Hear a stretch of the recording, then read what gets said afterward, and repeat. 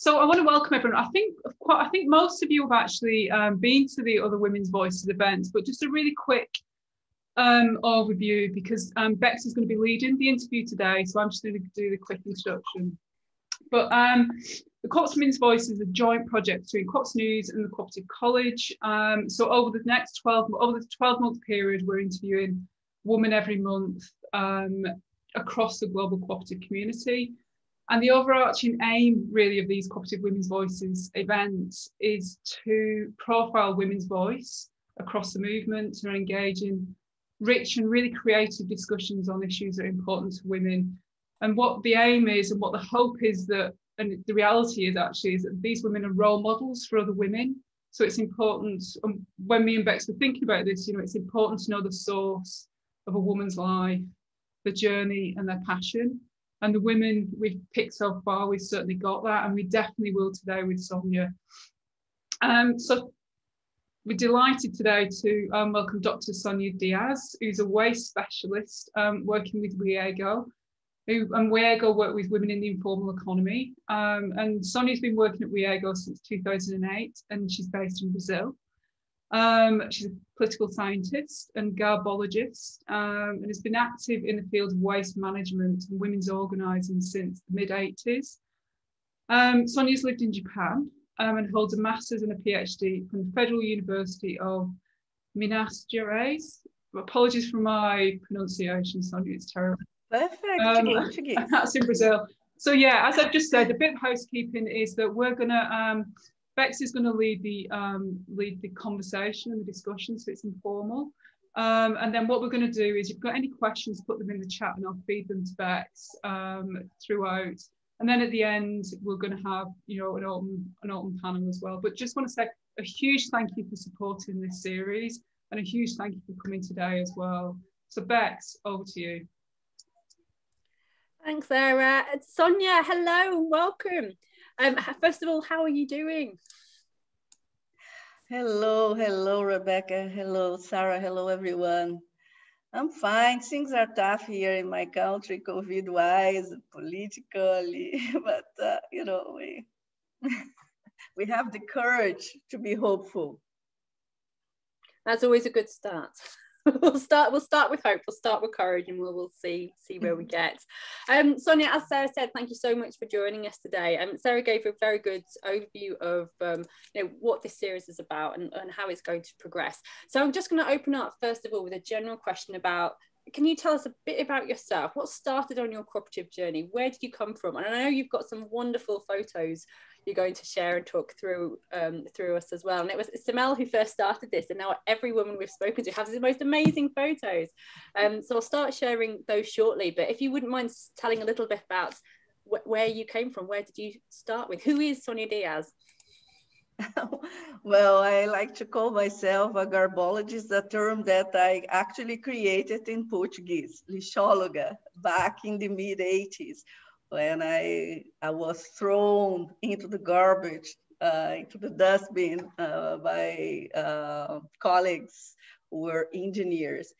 And I am a sociologist, I'm a political scientist, my doctorate, and I am a specialist in solid waste management, and I started working in programs for upgrading of slums in my hometown, Belo Horizonte City. And it was there that I first came into working with solid waste issues, and I discovered this wonderful world of garbology, of how you can bring a social perspective into a back then, highly technical kind of area. And it was from the work that I started doing in slums that I looked at waste pickers, informal waste workers. And coincidentally at that time, they were beginning to get organized into what became the biggest, later on, the biggest movement of waste cooperatives in the world, the national movement of waste speakers. So it was through Islam upgrading work that I got engaged with waste and the cooperative world. So you're in Brazil, and you were mentioning before that you've had a lot of amazing women and men who have informed your journey to where you are now. So I'm just going to start sharing, because you were saying that you had lots of siblings, and there were 5 girls and one boy, and this little boy on the left who's a bit like, oh, all my sisters. Yes, I'm the eldest of 6 children. And this is you with the long hair here. Yes, exactly. Yes, and my mom and dad, they came to Belo Horizonte, I think when I was 5 years or so. We come from a background of my mom. She her grandmother was an indigenous people, what we call it India, native Indian. So we have this background of, indigenous people plus my Black people. So it's a very mixed, and my father who was white, kind of represent what Brazil is all about, miscegenation. And my mom was a domestic worker as well, a food vendor. And my dad was started his career working as a cleaner for the Brazil train company, and went to night school.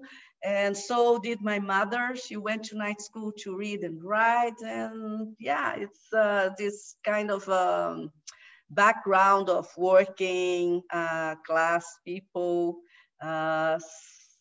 sometimes working in this, as my mother was an informal worker. And it's curious that, when I reflect back, it makes so much sense that I work with informal waste speakers, given this background. They were amazing people who found out that it was through education that we would find a way to improve our lives. I'm very thankful to both of them.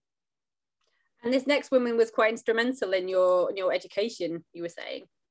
Oh, yes. Jiva Moriera, she is a Black feminist. Back then, when I met her, I was I think I was 16 years old.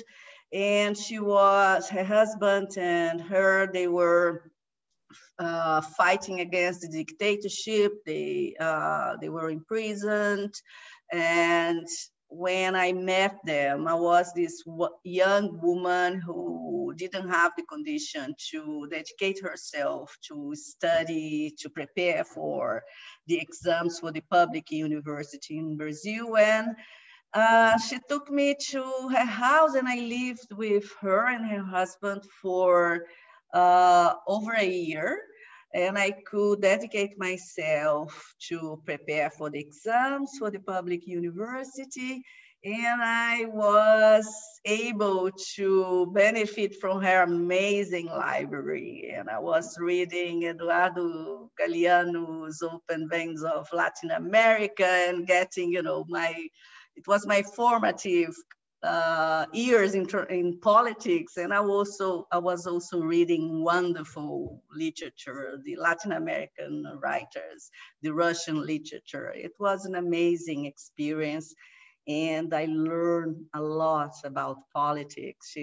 And it was her generosity that enabled me to have the time to actually manage to pass into the exams and have access to free education, because in Brazil we have a system of what we call the public universities, in which you don't pay. So it was fantastic what she did for me. Yeah. She sounds an amazing woman. She sounds wonderful. And then the next picture, 2 Sonias. Two Sonias, yeah, the black and the white Sonias. We often joke that we're going to form a kind of a musical duo, you know. And she is an amazing woman who I met at university when she was doing medicine. She's a pediatrician, and I was doing my social sciences course. And we became friends, and she introduced me to this amazing progressive Jewish community in Belo Horizonte. And she is a woman who was back then fighting for the creation of our unified health system. She is an advocate, has been working for ages in women's health issues. It's a dear friend, and it's part of a wonderful group of 30-something people who is my community of affection and community of solidarity. We help each other, you know, in our social projects and in life. So she's very important in my life. There's a lot of wonderful women in these pictures. There's more here. Oh yeah, this is Ana Rezende. She's the one who is driving, and there are a bunch of students. But we met, when was it? 1985, perhaps, or 6. And we were both working for the state government in the slum upgrading program that we had.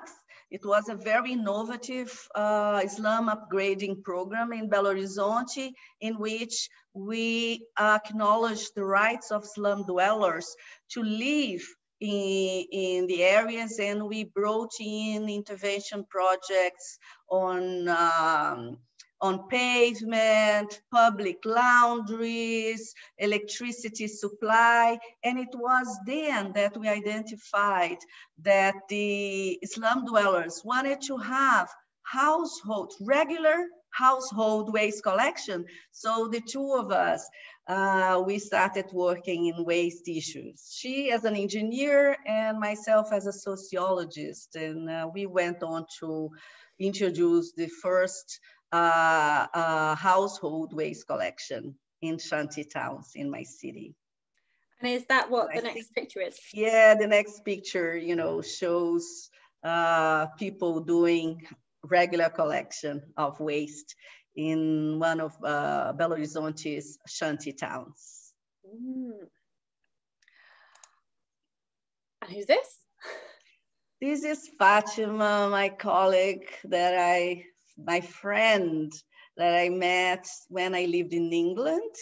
I lived in Surrey for about 4 years, and I met her there.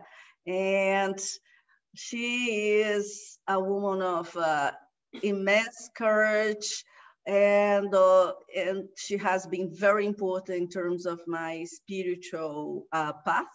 And so I hold a very kind of, a dear place for her contribution in terms of the woman that I am today. And is this another inspiration? Oh yes, Donna Gerald. She is the first waste speaker leader of the cooperative movement in Brazil. Back then, when I met her, she might have been into her 40s, and she had been living in the streets since she was 11, doing waste picking. And when I met her, she was together with 10 other waste pickers, forming what became to be known as the first waste picker cooperative in Brazil, called Asmari. Asmari had a tremendous impact and influence in terms of paving the way for the creation of the national waste picker movement, which happened later in 2001. And so this photo might have been when I met her in, I don't know, in the early 90s. Yeah. She sounds amazing. She is. She learned how to read and write during the program that we as a city, because I worked for the city cleaning agency with the person who we're going to see next, Katia. And it was during the our term of government that we created literacy classes for the waste speaker cooperatives. And Donna Gerald, she learned how to write and read in one of these literacy classes. And she once told me, when I was doing my research for my master's in human geography, she once told me that the first word that she learned in the literacy class was the word citizenship. Sorry, I get emotional because she's an amazing person. She is also a amazing spiritual leader. And yeah, she's very dear to me. Do you still see her often? Well, not now, not right now. Yeah. Yes. I actually, in last March, I paid homage to her in a meeting that was organized by the state government. They invited me to speak about gender issues, and I said I could not speak about gender and women's empowerment without honoring Donna Gerald. So I invited her. I think she's in her late 70s. She's not computer literate, but I managed to get one of her family to have her online so she could participate in this event. Oh, so that's now wonderful. I see her online from time to time. Good. And what's going on here? Well, this is the Waste Speakers Carnival. A little bit hidden, but in my costume, all the costumes were made of recycled waste. And we created this event to raise awareness about the role of formal waste collectors and informal waste collectors. And Katia is my friend, dear friend and colleague with whom I have been working on waste issues for many decades. We worked in a research foundation. I don't know, when was it, 1980 something, 80, and we started building capacity for waste speakers and raising awareness of public officers about the role and contribution of waste workers. And so she later on, after the work that we did in this research foundation, she became the head of Belo Horizonte's public cleaning agency. And in this picture, it's one of the many events that we organized when we were in office. And she later on, when she left government, she went to work at UNICEF Brazil, and she spearheaded the creation of the National Waste and Citizenship Forum, a multi-stakeholder platform with representation of waste speakers cooperatives, with representation of the waste industry and public governments. And during the Waste and Citizenship Forum period, we organized a national campaign to eradicate child labor in waste, in dumps, open dumps, and with the motto that to eradicate child labor, we would need to recognize the contribution and pay for waste pickers workers so that they could, by having their livelihoods protected, enable their children to go to schools. And we had a national capacity building program to raise awareness about waste pickers, and we supported with funds to create new cooperatives across Brazil. And the National Waste and Citizenship Forum was very important in giving the ambiance that spread the cooperative movement throughout Brazil, and later on helped create the national movement of waste pickers cooperatives. So Katia is an innovator, an engineer, but with a social perspective. Who are these? Well, on the foreground, it's Madalena Duarte, and she's another waste picker leader. She's a leader, an amazing leader who used to work in an open dump, and when the dump was closed, she created a cooperative in her hometown, Itaúna, which is in the metropolitan region of Belo Horizonte, my city. And she went on to become one of the main leaders of the Latin American network of waste pickers, which is a movement is a network representing different social movements of cooperatives across Latin America. And together with me, we both lead the waste and gender and waste project, WIEGO and MNCR project to raise women's voice in the cooperative movement. And we'll be hearing a little bit more about that later, which would be great. I love these costumes so much. I'm not sure which one I love more.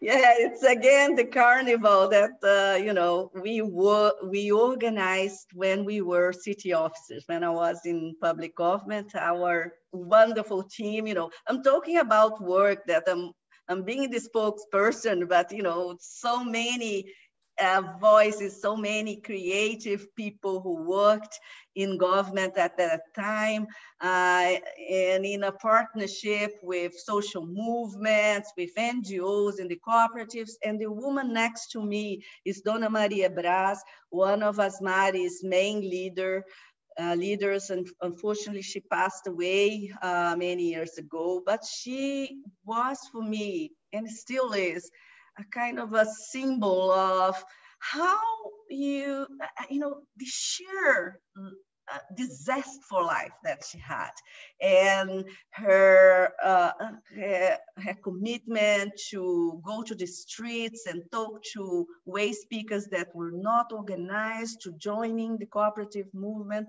So she's very, very dear to me. So we've heard a lot about all these amazing women. Let's talk about some men. Yes, well, these are my twin boys when they were little, and next to me is my then husband, but now ex-husband, but always a big supporter of my career. He was the one who pushed me into pursuing my master's and my doctorate. And so I'm very thankful for having the opportunity to have a feminist male role model as a husband. So I need to really honor what his contribution. Now your sons, are they feminists as well now? Exactly. My twins who are now 25, and they are a wonderful inspiration because they push me, you know, all the time to revisit myself and to bring in new values according to, you know, the current times and challenges that we live. And, you know, they are my inspiration. Oh, it's such a beautiful photo, that. It's gorgeous. And this is such a beautiful cake. Who is this, and what is this occasion? This is the wonderful Marty Chan, a professor at JFK's government school, Harvard, and she was one of the founders of the WIEGO network. And we met each other when the first time when I was in the United States for my Eisenhower Fellowship, and I visited Harvard, so we met. And at that time, WIEGO had invited me to join the organizing committee of the first World Conference of WAY speakers. And so later on, we reconnected in 2008 during the conference, and I was invited to join this wonderful organization, WIEGO, where I'm very, very happy, to be their resident garbologist. We recognize this person because we've spoken to her before. Of course, it's I connected with Simel when I engaged with WIEGO, and I could not, not pay my tribute to the wonderful contribution that she gives to the cooperative movement in terms of supporting research, in terms of supporting initiatives. She's amazing, and it became a dear friend as well, which is great. Oh. Thank you, Simel. Who are these? And these are the, we call ourselves the Waste Witches. And next to me is Lucia Fernandez, that is WIEGO's Waste Speaker Coordinator for our organization representation program. We met in 2006, and together we two were part of the organizing committee invited by WIEGO to organize the 2008 Waste Speaker Conference that happened in Bogota, Colombia. And the other one is in glasses is Melanie Sampson, who I met during that time as well, during the organization of the conference. And both of them joined WIEGO. So it's this wonderful WIEGO community, so many amazing women. I cannot say all the names, so I just picked those two to represent my WIEGO community. So we're gonna have a look at one more photo, and then we're gonna have to talk about some of the things you've already covered a little bit. But so this is the Women in Waste, is it, or Gender and Waste project? Exactly. This is the project that we go together with the National Movement of Waste Speakers.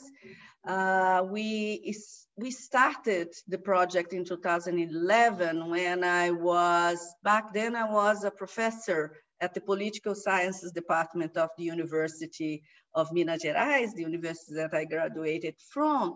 And I did my master's and my PhD, and I was invited to be a visiting scholar by Professor Marlise Matos, a feminist, that I couldn't find a picture, a good picture of her to show here. And together with Angel Insea, we started this project.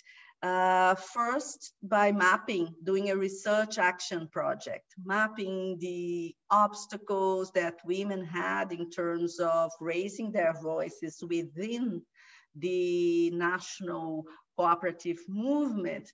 And later on, by having identified, their practical needs, we started to develop different intervention projects to tend to the things that we had mapped, like projects, coaching for them to help raise their communicative skills. Then later on, we started to work on health issues. And we just finished our gender action plan for the next 3 years. So it's, yeah, it's a kind of a, it's, I love all the things I'm engaged with, of course, but this is, yeah, it's very dear to my heart, this project. It's wonderful to hear you like talk so passionately about it all. There are some fantastic initiatives, and one thing that we talked about for this conversation was the formative dialogues that occurs within the Gender Waste Project. Could you talk a little bit about those? Because they're brilliant. Yeah, we during this process of drafting the gender action plan, we started actually in 2019. We started with in-person meetings, and we held a series of meetings with the women together with a group of art educators. And this group that I'm connected with, and I have been working with them, you know, even when I was working in the city. And by using popular education and theater of the oppressed techniques, we developed a series of workshops with the women waste speakers to raise their communicative skills and to help them have knowledge of techniques that can help facilitate meetings. And we went gradually towards listing what could be our gender and action plan. But then COVID-19 happened, and we had to take this process into the online world. So we carried on last year with sessions, online sessions, and at the end, we had an action plan with actions designed to address gender issues and women's empowerment at the local level, at the cooperative level of the main leaders, at the national level, you know, in other states, and with the national coordination of the cooperative movement, actions linked to getting women waste speakers engaging with other social movements so that we can build cross solidarity. And we had also actions related to what we call it the formative actions, things to build the women's capacity, you know, in terms of gender, politics. So we started a series of what we call it the formative dialogues. Of course, they are online. So we started to engage the women, create opportunities for the women to take on courses on feminism, popular feminisms, courses on waste-related issues like EPR, extended producer responsibility programs. So they are participating in different capacity building courses. And as they participate, as they, each individual are given opportunities to build her own capacity, she shares what she learned with the bigger group of women waste speakers. That's why we created the formative dialogues.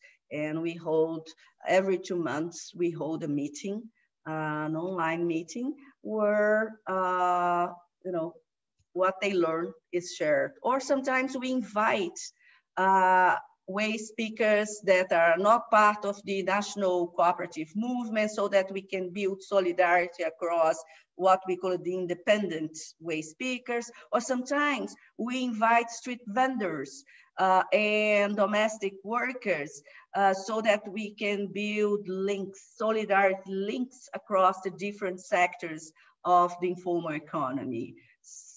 Our work is mainly now you know, online work. So it's a way for us to keep doing what we were doing while we wait for the pandemic to go away, hopefully.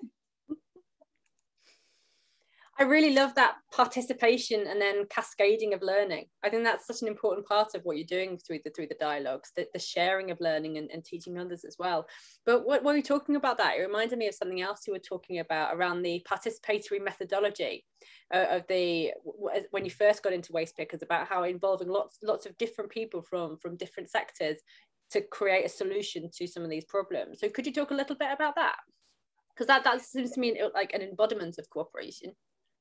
Yes, participatory methodologies has always been part of the work that I do. First, because when I was at school doing my social sciences, I had the wonderful opportunity to work in a popular education course for construction workers. We were undergraduate graduate students back then who carried out this what we call it a programa de extensão, an extension outreach perhaps program, so that the knowledge that we had the opportunity to have by going to a public university could be of service for working people. So we created this course for construction workers and people working in electricity industry.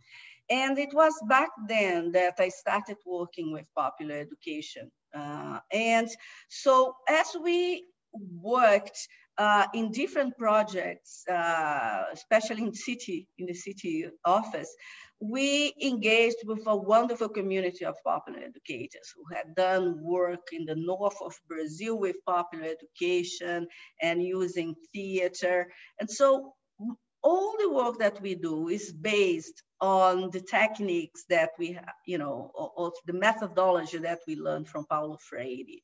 And but it starts from the onset. And I think the Gender and Waste project is a very good example of that, because before it became a formal project, we actually were having small informal sessions with the women waste speakers to conceptualize and devise what we were going to do. And then we had these drafting sessions, writing sessions for the project itself. And we've been using a lot of techniques across these years in all the project interventions that we have, in which we try to build the capacity of all the workers to use these techniques in their work with in the cooperative movement. So it's we always also kind of doing this, what I call it waves, sometimes it's our work is it's a person to person, but then it's a person to person, but that needs to kind of be put into service for a bigger group. So that's why in the formative dialogues, individuals are given opportunities to take on courses, but then they give back to a wider group. And then we expand this, to bigger groups, like having feedback, sessions with a bigger audience. So participatory methodologies and all these this movement from small individual going to the collective, it's all part of the work that we do here. We have a wonderful group of people who have been collaborating with WIEGO over the past 10 years or so. So we have a very good team. So I just represent, something that, it's much larger than myself. Oh. Let's talk for a little bit just about bringing it back to women in particular. The situation of women in Brazil right now, because I don't live there, Sarah doesn't live there, a lot of people on this call don't live there. What is it like being a woman in Brazil in 2021? Well, especially since the coup that we had that ousted Dilma Rousseff, the former president from the Workers' Party. Things have gone, yeah, the situation was, was never great, for women, but we, over the last decades, we had moved on to create a lot of policies to support women's voice and create initiatives to build their capacity. And since the coup, and especially since the election of Bolsonaro, things are very tough because the sexist discourse is prevailing now, and all the programs that we had created to support women's voice and programs to support women in situation of domestic violence, they are being dismantled. So the situation for women is very, very awful. We have had a rise in domestic violence. And yeah, it doesn't look good. However, within the national movement of voice speakers, what we have observed is that the awareness about gender issues, the awareness about the importance of creating space for women's voice to be heard loud and clear has increased dramatically. And this is a very good sign, because we have now a national secretariat for women issues at the national movement. So within the cooperative movement, I see all this progress, when we started talking about gender, this was an invisible issue, even within a cooperative movement, even though we know that gender equality, it is or should be one of the main principles of the cooperative movement, it was an invisible issue. And I'm very happy to see about all the progress. We have many women leaders leading very important organizations, twin, I think we call it twin sisters or something, twin organizations, the branches of the national movement. They created different organizations under their main umbrella, and we have women occupying leadership position. And so I see it as, I see this as a good sign. How many women waste pickers are there? I mean, what's the ratio for men to women? And the ratio is 55. Within the cooperative movement, 55% of cooperative members are female. Wow. So the majority within the cooperative movement. But if you take, the wider waste picker community, those that are not organized, then it's different. Then you have more male than female, because the world out there for women, it's tougher than within the cooperatives. And one of the things that we realized when we started our research about women's empowerment and gender issues within the national movement, how the cooperative environment provides a kind of safe haven for women waste speakers. So what do you think the future looks like then for women? And what advice would you give them? What message could you give to the future? Yeah, I think getting, maybe it's a mantra that getting organized is my mantra. But I think organizing provides, whatever model you choose, you have other models of organizing that it's not the cooperative movement within the informal economy. Getting organized, it's crucial. and doing what the Women Way speakers did in 2010. The Gender and Race Project is a response to a very concrete demand from Women Way speakers. It wasn't a project that was designed because we as WIEGO, so let's, talk gender, let's in gender waste. It wasn't because of that, it was a demand, The Women Way speakers leaders that we were connected with, they started raising, in different contexts, different moments, they started raising how their voices were not heard, okay? So we paid attention, we listened to it, and we started to engage with them very informally, just to build a desire, a real desire to tackle these issues. Because when you raise gender issues, you may find a lot of resistance, okay? And we did find, in our journey.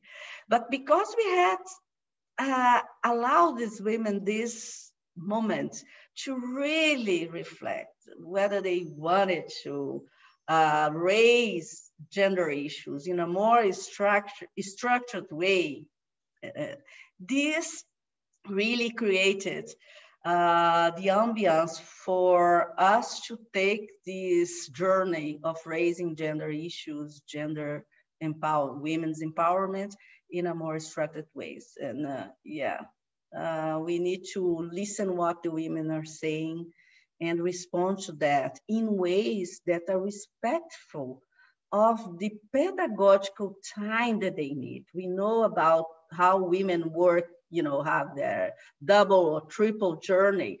So if you start a project that has this very close timeline and deadlines for outputs, you don't allow the women to engage, with the time that they have available.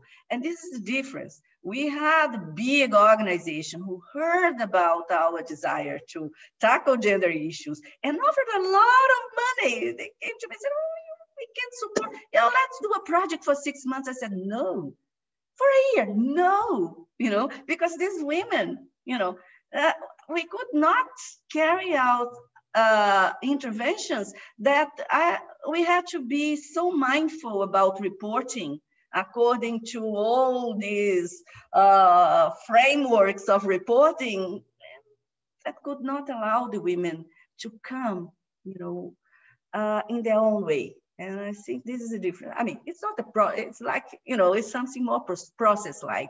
We're not looking for outcomes and outputs like this or like that, just allowing the women the time that they needed to get engaged with such a sensitive issue. Right, we've only got about 10 minutes left. So I can see there's one question in the chat already. So if anyone else does have any more questions, do pop them in. But David asked him, says he's interested in understanding more about the role or the importance of the Catholic Church in growing the women's movements in Brazil.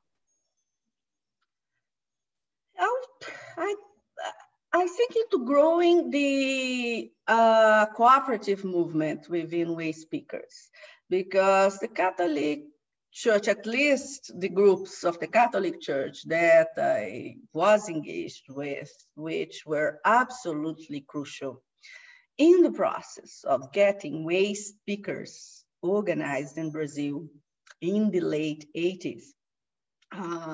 They were the ones who went to the streets, and because they were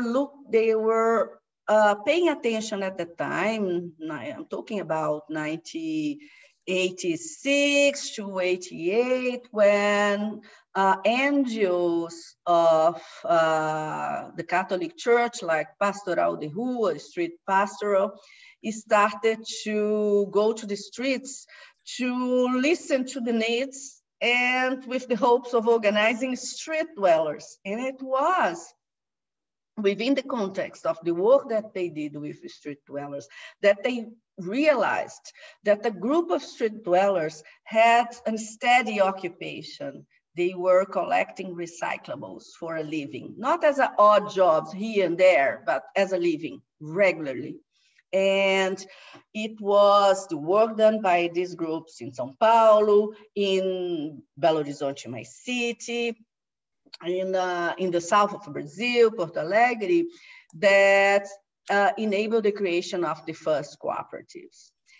Back then, they were not looking at gender of women because, you know, the organizing process was around labor issues in terms of fighting for the right to have access to work from waste. And I remember there was a group from the Catholic Church, but not Gerald, who was trying to raise women's issues at some point. But in the early days of organizing waste speakers, the fight for the right to occupy the streets for earning a living out of collecting recyclables and the right for organizing themselves into cooperatives was the main focus. They were absolutely, you know, the Catholic and Jews, they were decisive in the process of organizing waste speakers in Brazil in the early days. Oh, that's brilliant, thank you. David, does that answer your question? You're on mute. There you go. Yes, I'm just trying to relate this back to the critical role that the church had in community organizing right across South America. And what you've been saying has been like really inspirational. I really enjoyed what you've had to say. It's very uplifting. Thank you. Yeah, and can I just, oh, there's another, but Linda Barlow has just also put in a question. She said, hi, Sarah, I'd be interested to know what Sonja thinks about easy ways of talking about cooperation and the benefits of cooperation. It can seem very ideological to those who are not familiar with the benefits. How do we start a conversation to people so that people can get it?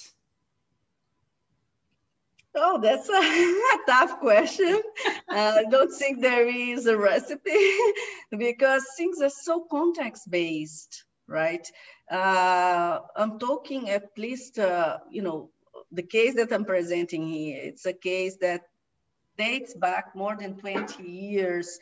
And it was a moment in my country in which we were talking about right to the city. We were talking about, we were all, mobilizing ourselves for land reform, urban land reforms. There was this social kind of movement in different areas, sanitation, health, and not urban reform, land reform, and things like that, where we were all, kind of coming out of a period of dictatorship. And so there was a very kind of conducive environment. We were in a moment in which we had the first elected governments, local governments, coming from the Workers' Party. And so we had people in the position of power at governments who were kind of helping to channel the demands coming for social movement. So it was, in a way, it was easier back then because there was this something, how can I put that? Yeah, there was this links across public and society because of this bigger process of building local governments, local power, and we were also coming. We had a lot of people coming from the movements in the north of Brazil, in which they were doing work around popular education with the Catholic Church. All of that created an environment in the urban settings, you know, to talk about organizing. For me, you know, if there is a kind of recipe, is to really listen in ways that are very open. We all have our structure. We have our power ideologies. We have our analysis, okay? We have our theoretical frameworks. None of us come, you know, without a framework. But for me, the most important thing is listen, you know, in a way, being what a researcher should do, which is to go, you know, back. You know, when I'm doing research, I like to listen and yeah, to really see what people are saying. And later on, you can put things into a frame, right? But yeah, I think it's listen attentively, because sometimes what the people are saying, you know, and we come with our, yeah, well-structured frames, and we try to, yeah, use it in ways that may not be the best way. Thanks, Sonja. I mean, you sounded like a good grounded theorist there as well. So, but I think the question is really, I mean, it's fascinating because context is everything, I think. And I'm always fascinated between, you know, the rise of co-ops across Africa is very different to across Latin America, because in Latin America it's very much a response to social justice, you know, and a co-ops are a strong response to that. So it's fascinating.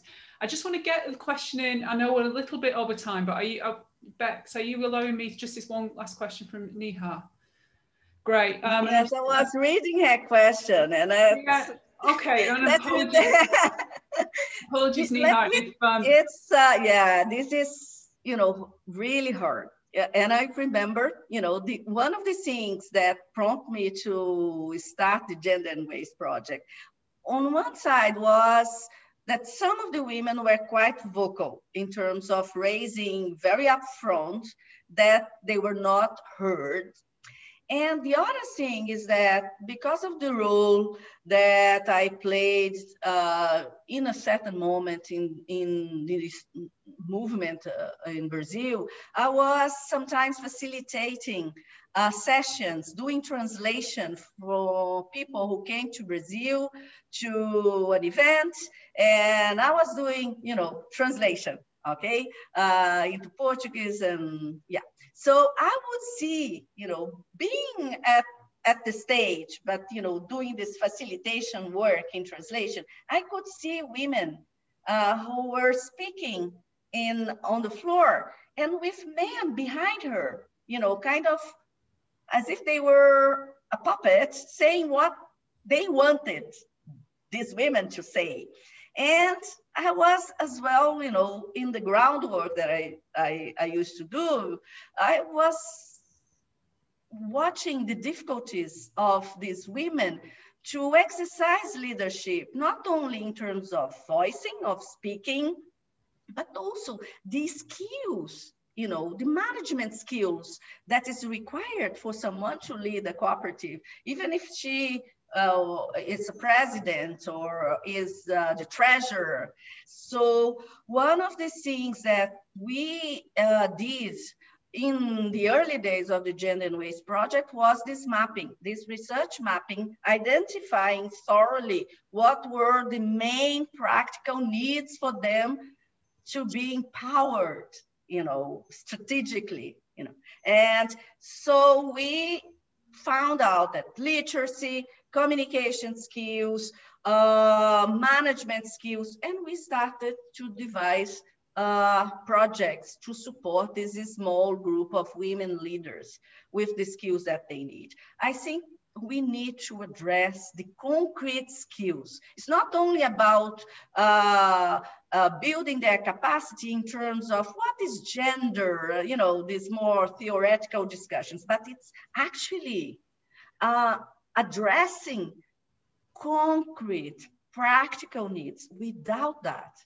they cannot go out there and feel confident enough we have wonderful stories, you know, of women. We did a coaching program for women with professional coaches, and this did wonders for this. We need to go down into practical things and not only theoretical kind of abstract discussions. This I think is important, at least from my experience. Okay, everything is so context-based.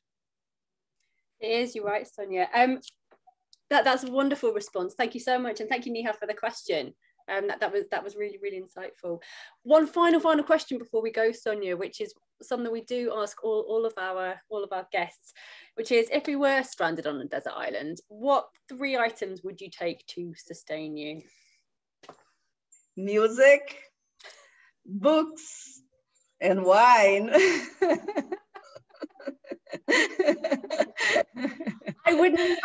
I think I would go with your choice. I think that's an excellent suggestion. Sonja Diaz, thank you so much. That was an absolutely fascinating discussion. It was a lovely, winding, informal conversation, and thank you for everyone who put questions in the chat as well. Our next event takes place almost a month to the day. It's sort of late in June, and it's going to be with Abby Kempson, who is a member worker at Unicorn Grocery Cooperative in Manchester. So we've had some brilliant women, all from completely different organisations. So I really hope you are able to join us for the next one. For those of you who ticked that I'd like to find out more button, I'll be sending out some information for it near the time. And yes, Sonia, thank you once again, and everybody take care.